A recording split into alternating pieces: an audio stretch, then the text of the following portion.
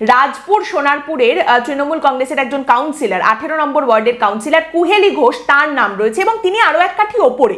তিনি একেবারে আকাশ থেকে পড়ছেন এটা শুনে যে তার নাম রয়েছে। আমার নাম কেন রয়েছে বলুন তো?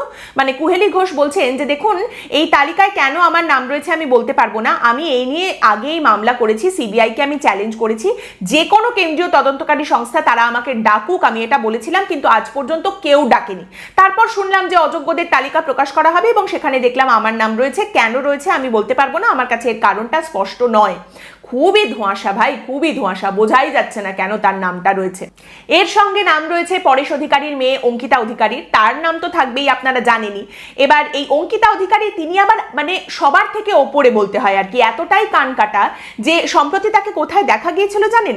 তৃণমূল কংগ্রেসের তরফ থেকে যোগ্যদের চাকরি ফিরিয়ে দেওয়ার জন্য একটি ধিক্কার মিছিল করা হয়েছিল।